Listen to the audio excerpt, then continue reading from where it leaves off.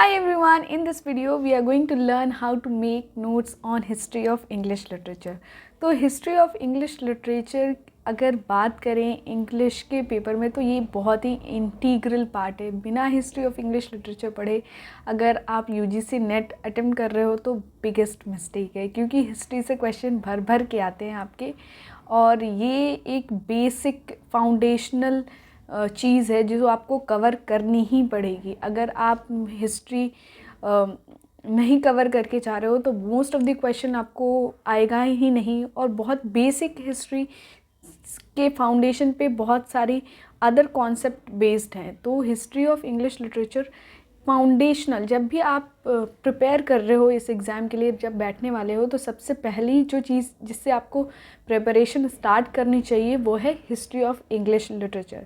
और ये आपको क्या है कि जब आप प्रिपरेशन स्टार्ट करते हो तो आपको लगता है कैसे नोट्स बनाएं, इस पर कैसे स्टार्ट करें, केवल बुक्स में हाईलाइट कर लें या फिर चैप्टर वाइज कहाँ से शुरू करें, कहाँ ख़त्म करें, कैसे एक ही नोटबुक में बना ले क्या नोट्स, बहुत सारी कन्फ्यूजन होती है.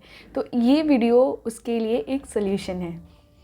सबसे पहली बात कि हम हिस्ट्री कहाँ से पढ़ें, तो हिस्ट्री के बहुत बेसिक बुक्स आप उठाइए, वहीं से पढ़ना शुरू करिए. मैंने कहाँ से पढ़ी थी? मैंने पढ़ी थी एडवर्ड एल्बर्ट से. ये बुक मैंने पढ़ी थी अपने पोस्ट ग्रेजुएशन से लेके जब तक मैंने नेट के अटेम्प्ट्स दिए तब तक. और इस बुक की कंडीशन देख के आपको पता चल गया होगा कि मैंने इसको बहुत मल्टीपल टाइम्स पढ़ा है. तो ये इंटीग्रल पार्ट है. दूसरी बुक्स, अगर आप ये बुक नहीं पढ़ना चाहते हैं तो विलियम जे लॉन्ग की एक बुक आती है हिस्ट्री ऑफ इंग्लिश लिटरेचर की, वो भी बहुत अच्छी बुक है, पर मैंने इससे पढ़ी थी, आप वो भी पढ़ सकते हो. अब आती है बात कि नोट्स कैसे बनाएं, या नोट्स बनाना ज़रूरी है या नहीं ज़रूरी है. देखो, मैं नोट मेकिंग पर्सन हूँ. मुझे लगता है कि कोई भी आप चीज़ पढ़ रहे हो उसमें से इम्पॉर्टेंट चीज़ें आप एक्सट्रैक्ट करो, अपनी नोटबुक में लिखना ज़रूरी है. क्योंकि जब आप पढ़ रहे होते हो तो आपको वो चीज़ समझ तो आ रही होती है, लेकिन आप उसको मेमोराइज़ करने के लिए एक रिटन मटेरियल आपके पास होनी चाहिए. तो अगर आप बुक से पढ़ने वाले लोग हो तो आप बुक में इंपॉर्टेंट पॉइंट्स हाईलाइट कर लो, लेकिन अगर आप नोट्स बनाना चाहते हो, मैं तो प्रेफर करूँगी कि आप नोट्स बनाओ, क्योंकि जो यूजीसी नेट का पेपर है वो बहुत ज़्यादा फैक्चुअल चीज़ें पूछी जाती हैं. क्रोनोलॉजी पूछ ली गई, राइटर्स को कौन से राइटर किस एज से बिलोंग करते हैं, ये सारे क्वेश्चन पूछ लिए जाते हैं. तो आपको याद होना चाहिए. नाउ नोट मेकिंग कैसे करें?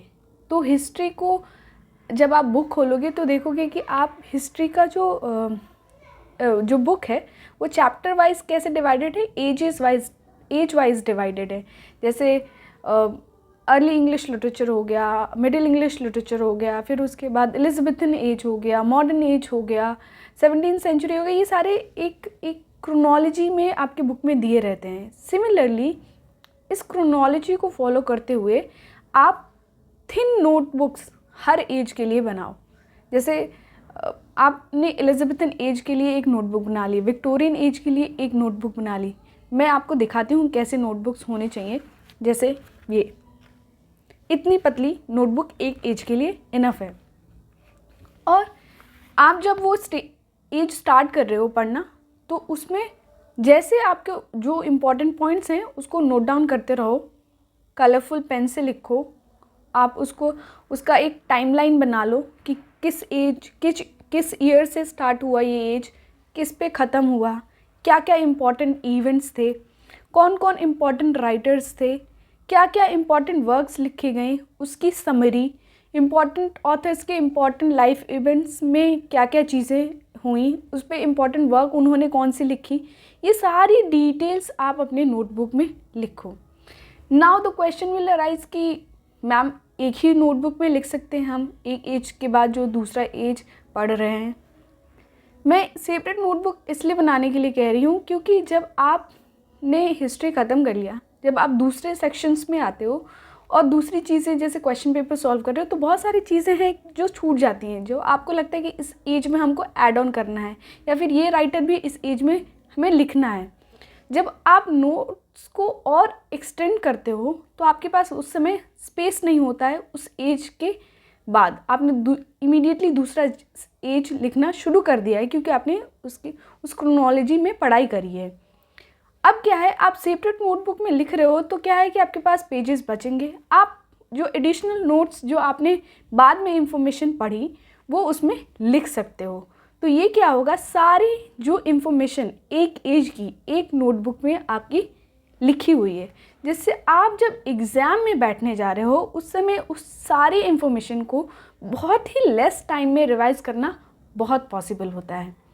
मैं अपनी नोटबुक आपको दिखा देती हूँ कि मैंने कैसे बनाए थे नोट्स। तो ये हमारी 17वीं सेंचुरी की कॉपी है। आप फर्स्ट पेज देखो।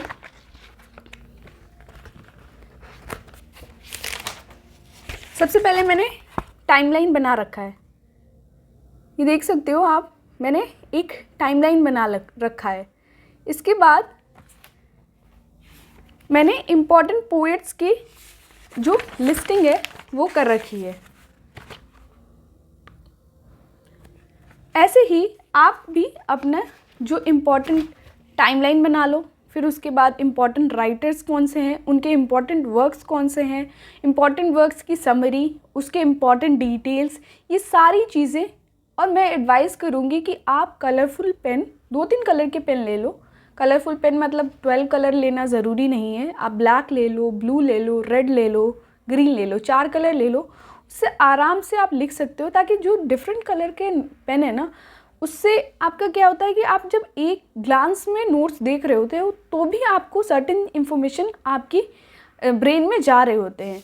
तो इसलिए मैं कलरफुल पेन से नोट्स बनाने के लिए आपको एडवाइस करूँगी।